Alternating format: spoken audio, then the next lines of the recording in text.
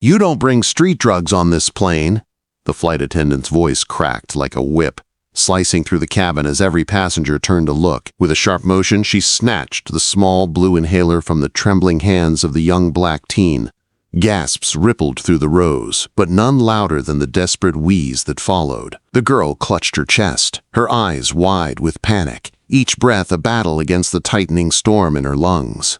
"I can't breathe without it," she croaked, her voice breaking, but the attendant stood unmoved, her lips curled in contempt, as though holding proof of some imagined crime. Murmurs spread, confusion mixing with shock, and the world tilted into chaos at 30,000 feet. What began as a simple flight was about to turn into a nightmare no one would forget. And before I continue, take a second. Hit that subscribe button, turn on your notification bell, and drop a comment on where you're watching from. Because stories like this, you don't just watch, you feel them. The cabin air had been calm, filled with the usual shuffling of passengers adjusting seatbelts and flight attendants pushing carts, when the crack of authority shattered it. "You don't bring street drugs on this plane." The words came like a dagger, tearing through the steady hum of engines. Heads snapped around, eyes narrowed in confusion. Whispers hissed between rows as tension thickened. At the center of it all sat a young black teen, no older than 16, her slim hands trembling around the one thing that kept her alive, a small blue inhaler. Her chest rose and fell in uneven bursts, her lips parted as if searching for oxygen that wasn't there. She had clutched that inhaler the same way a drowning person clings to driftwood, but in an instant, it was gone. The flight attendant ripped it away with a swift, brutal motion, holding it aloft, like evidence in a courtroom. Passengers gasped, some leaning into the aisle to see better, others retreating into their seats as if afraid to get involved. The young girl's eyes widened with terror, her voice barely more than a rasp. "I can't breathe without it." Her words cut through the silence, weak but sharp enough to carve guilt into anyone listening. But guilt didn't touch the flight attendant. She sneered, shaking the inhaler in the air as if it were contraband, her voice dripping with prejudice disguised as authority. "We don't tolerate drugs. Not on my flight." She shoved the inhaler into her pocket with a finality that made the teen's stomach drop. The girl doubled over, pressing a hand against her chest. Her body shook with each wheezing attempt to draw breath, her face glistening with sweat. A cough racked her fragile frame, and her knees pulled close to her chest on the seat. She rocked instinctively, the way children do when panic overtakes them, trying to soothe herself, even as her lungs betrayed her. The cabin fell into a nervous silence, broken only by the hiss of air conditioning and the sound of the teen's gasps. A woman seated 2 rows back whispered to her husband, "That's not a drug, that's an inhaler." He nodded grimly, but neither dared to speak louder, afraid of crossing the uniformed figure who now stood taller, chest puffed out like a guard dog. The girl's world blurred. The fluorescent lights above seemed to dim, her vision narrowing, each face around her melting into the same expression, pity mixed with hesitation. She thought of all the times her mother reminded her to keep her inhaler close, how fragile she was without it, and now, at 30,000 feet, she was suffocating because someone decided her illness looked suspicious. Her breaths grew shorter, faster, like a clock ticking down. Each wheeze echoed in her ears, drowning out the murmurs around her. She grabbed at her seatbelt, trying to loosen it, desperate for space, desperate for air. The plane, that once felt like a vessel of safety, now felt like a trap, a cage that was closing in. And yet, the flight attendant didn't flinch. She crossed her arms, scanning the rows as if expecting applause for her vigilance. Passengers shifted uncomfortably, some recording with their phones, others staring in disbelief. The injustice was burning hot and alive in the air, but fear kept lips sealed. Every second was a war for breath, every inhale a gamble against the tightening band crushing the girl's chest. Her hand stretched out weakly, reaching for the pocket where her inhaler now sat out of reach, a symbol of her dignity stripped away. She could feel her heartbeat pounding in her ears, louder than the engines outside, and yet, somewhere in the back of the plane, a pair of eyes blazed with fury. Her father had been watching it all, each second feeding the fire inside him. The line between patience and rage had just been crossed, and this flight would never continue as planned. The cabin grew unbearably heavy, each second dragging like an anchor. The young girl's gasps for air echoed louder than the roar of the engines, louder than the murmurs rippling through the passengers. She clutched her chest with one hand, nails digging into her shirt as if she could claw oxygen back into her lungs. Her other hand trembled midair, reaching, begging for the inhaler that was now hidden away in the pocket of prejudice. Her breaths came out ragged, broken, sharp like knives slicing through her throat. Sweat poured down her temple, soaking the collar of her t-shirt. The world around her began to warp, the overhead lights blurring into streaks, the murmuring passengers fading into muffled echoes. She was young, fragile, and vulnerable, yet being treated like a criminal on the one place she thought she'd be safest, a flight in the hands of professionals. The humiliation seared deeper than the suffocation. Eyes bore into her from every direction. Some wide with pity, some narrow with judgment, some hidden behind the cold glow of phone cameras recording her torment. She wanted to disappear, to vanish into thin air, but thin air was exactly what her body was being denied. Her chest convulsed, her body folding forward until her forehead brushed the cold tray table. A strangled cough erupted from her lips, rattling her frail frame. She wanted to scream, to cry out, but her voice was swallowed by the suffocating grip of her asthma. Her ribs felt like a cage of fire closing in, the oxygen slipping further away with every tick of the clock. A child in the next row whispered innocently, "Mommy, is she okay?" The mother hushed him quickly, her own eyes darting nervously toward the flight attendant standing tall, arms crossed, gaze like ice. The attendant's chin was lifted high, as if daring anyone to challenge her authority. She was the self-appointed judge, jury, and executioner at 30,000 feet, and the girl was her victim. Passengers shifted uneasily. A businessman adjusted his tie nervously, eyes darting to the suffocating teen and then quickly away. A young couple whispered furiously, the woman's hand covering her mouth as if she couldn't believe what she was witnessing. Yet no one stood. No one moved. Fear froze them in their seats like statues, their conscience battling with cowardice.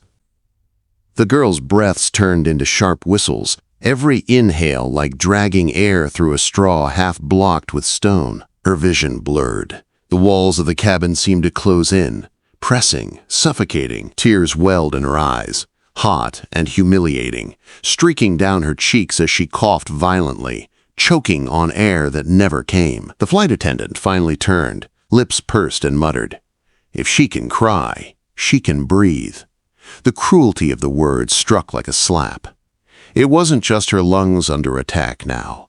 It was her humanity, her dignity, her very existence being belittled for all to see. The girl's knees knocked together as she curled up on the seat, rocking with each desperate attempt to keep herself conscious. Her small frame shook uncontrollably. She wanted to scream out, "Why me? Why now?" But the sound never came, only the rasp of air fighting a losing battle in her throat. Then, her body betrayed her further. A violent wheeze erupted, and she slumped back, her head lolling for a moment against the seat. Her hands clawed at the air as though trying to grab hold of something invisible. A chorus of gasps erupted across the cabin. Phones rose higher, and passengers leaned in closer, as if watching a slow-motion tragedy unfold. The humiliation carved deeper into her soul. Struggling to breathe was torture enough, but being made a spectacle of, being treated as though her illness was a lie, as though she was a nuisance, tore into her spirit like a knife. She could feel the weight of judgment pressing down, heavier than the absence of air in her lungs. Her heartbeat thundered in her ears, her chest heaving violently, her lips beginning to pale. The world was collapsing into a tunnel of darkness.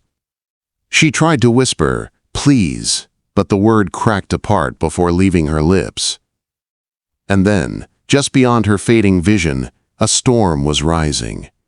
A shadow stirred in the back of the cabin, Her father, eyes blazing with rage, fists clenched, no longer able to watch his daughter's dignity shredded and her life dangled on the edge.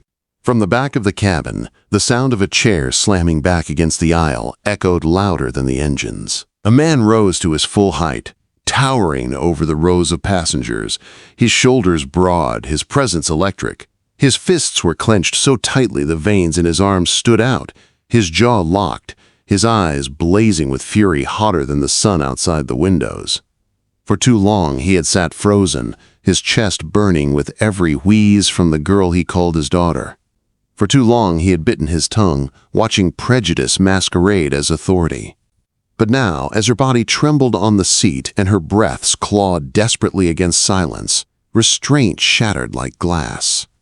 He charged down the aisle with the force of a man possessed, the crowd parting instinctively, their fear shifting from the uniformed attendant to the storm barreling toward her. His footsteps pounded the carpet like war drums, each stride echoing a father's fury and a man's refusal to let injustice choke his child.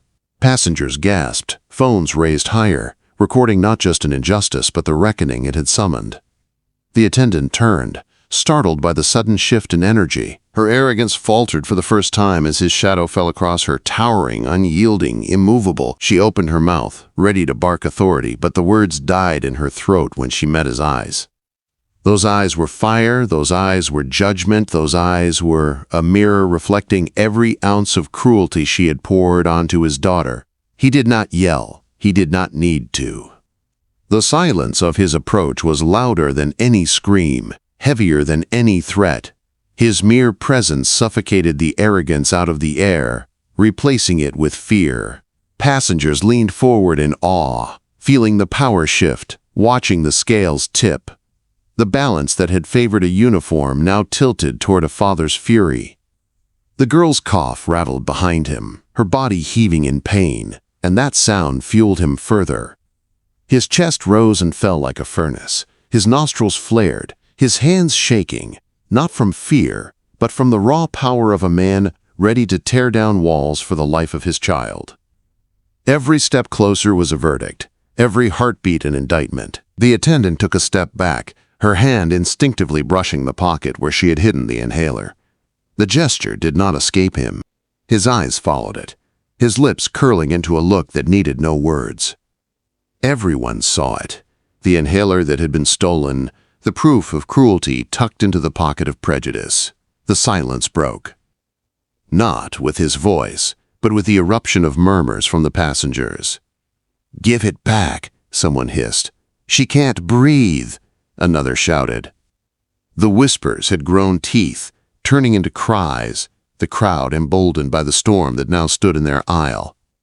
Phones were everywhere, capturing the humiliation of the attendant, capturing the rise of a father unwilling to bow.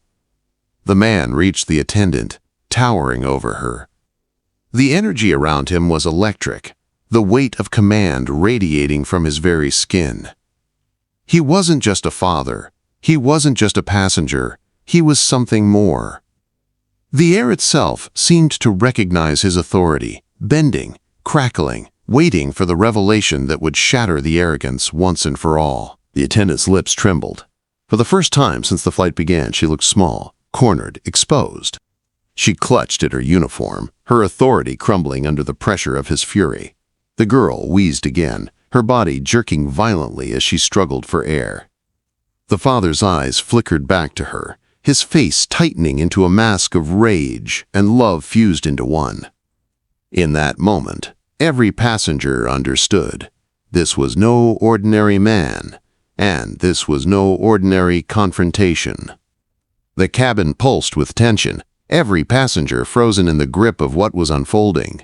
The young girl's wheezes still pierced the air, a reminder that every second mattered.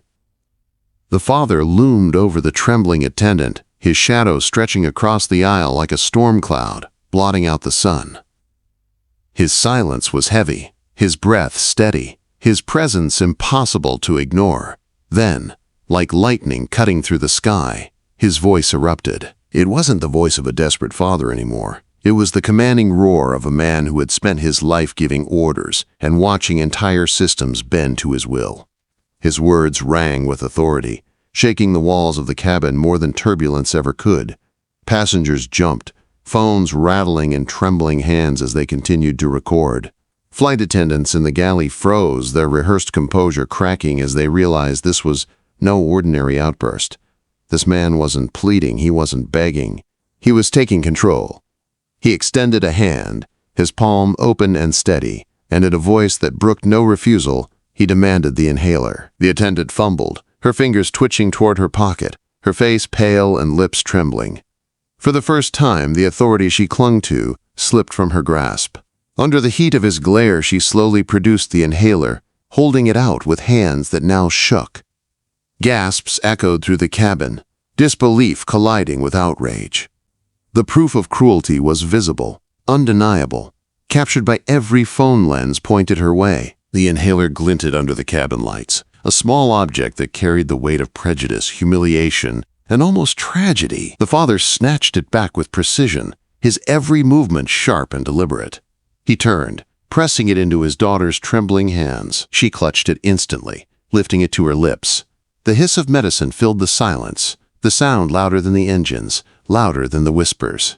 Her chest heaved, then loosened, breath returning in uneven gasps, her eyes fluttering with relief as air flooded her lungs once more. The father's eyes softened for only a heartbeat, watching her inhale life again.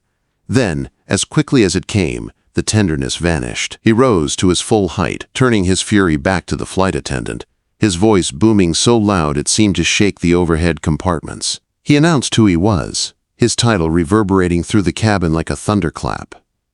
This was no ordinary man, no common passenger. He was a figure of power within the aviation world itself, a man whose decisions rippled through airlines, airports, and governments alike. His name alone carried weight heavy enough to ground entire fleets. And tonight, his fury was fixed on the one who had dared to endanger his child. The attendant's knees buckled, her confidence gone, her face drained of color. She stammered, trying to defend herself, but her words drowned beneath the storm of his authority. He spoke with fire, with precision, outlining every ounce of injustice that had been inflicted, every ounce of humiliation that had poisoned his daughter's dignity. His voice carried not just as a father's outrage, but as an indictment from someone who could hold her accountable beyond this flight. The cabin erupted. Passengers cheered, clapped, shouted their agreement. Some stood, fists raised in solidarity, their voices demanding justice. The plane no longer belonged to the attendants. It belonged to the storm that had claimed it, to the man whose presence now commanded every heart in the room. At 30,000 feet, the balance of power shifted. The uniform that once demanded obedience now looked paper-thin against the towering presence of a father who had revealed his true power. And in that moment, the fate of the flight and of the attendant who had dared to strip a child of air was sealed. The plane would not continue as planned. Justice would land with it. The roar of applause from the passengers filled the cabin, drowning out the last shred of authority the attendant once held. Phones captured everything: the father's declaration, the girl's gasps for life, the inhaler glinting in her hands. The truth was no longer a secret locked inside the walls of the aircraft. It was a story that would spread like wildfire, carried on every device, in every headline. The father stood firm in the aisle, his shoulders squared, his voice slicing through the noise like a blade. His command was clear, and the crew had no choice but to obey. This flight would not continue as if nothing happened. This injustice would not be brushed under the rug. He ordered the pilot to divert, to bring the plane down immediately. His voice was not a suggestion, not a plea. It was an order backed by authority that even the cockpit could not ignore. The passengers felt the subtle shift as the engines adjusted, the nose of the aircraft dipping slightly.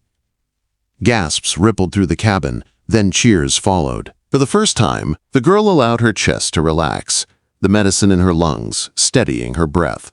Relief washed over her fragile frame, but shame still lingered in her tear-streaked eyes. Her father glanced at her once more, a flicker of reassurance passing between them before his face hardened again, flames of fury stoked to their peak.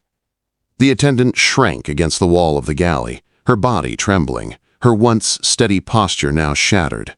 Her hands twisted nervously, Her lips quivered, but no words came. Every attempt to defend herself dissolved in the roar of passengers who no longer feared her. The uniform she wore no longer protected her. It exposed her as a symbol of cruelty and arrogance that had nearly cost a young girl her life. The descent was quick, the wheels slamming against the runway with a force that seemed to echo the father's wrath. The brakes screeched, passengers jolted forward, and the cabin filled with the heavy silence of expectation. This was not just another landing. It was justice descending from the sky. When the doors opened, officials were already waiting. The father's authority had moved faster than the engines, his words traveling through the networks that connected every part of aviation. Uniformed staff entered, their eyes sharp, their presence overwhelming. Passengers craned their necks, phones still recording, as the flight attendant was pulled into the spotlight. Her arrogance crumbled entirely, her face pale, her body shaking as she was escorted off the plane. The father did not shout anymore. He did not need to. His silence was judgment enough, his stature towering above the broken figure being led away. His daughter leaned against him, inhaler still in her grip, her breaths finally steady. She was safe now, wrapped in the embrace of both his arms and his power. The passengers erupted into applause once more, clapping, cheering, some with tears in their eyes. They had witnessed cruelty, humiliation, and near tragedy, but they had also witnessed justice, swift and undeniable. The father's presence had transformed the atmosphere of fear into one of vindication. The attendant disappeared into the waiting arms of accountability, and the passengers streamed out into the terminal, their voices alive with the story they would tell the world. The injustice that had unfolded in the sky had landed in full view of the earth, impossible to bury, impossible to deny. For the girl, it was more than survival. It was proof that she was not invisible, proof that her life mattered, proof that love and power together could crush the weight of prejudice. She had been humiliated, but she walked away stronger, her father's hand steady on her shoulder, guiding her forward. The story of the flight would not end with turbulence or weather delays. It would be remembered as the day arrogance was stripped of its wings, the day a father's fury grounded injustice at 30,000 feet, and the day passengers learned that silence can turn to thunder when one man decides enough is enough. Now let me ask you this. If you were that father, would you have forgiven the attendant once she begged? Or would you have made sure she never wore that uniform again? Drop your answer in the comments. I want to hear your truth. Before you go, make sure you hit that subscribe button, turn on your notification bell, and share this video. Stories like this don't just entertain. They remind us of the price of prejudice, the cost of silence, and the power of standing up for what's right.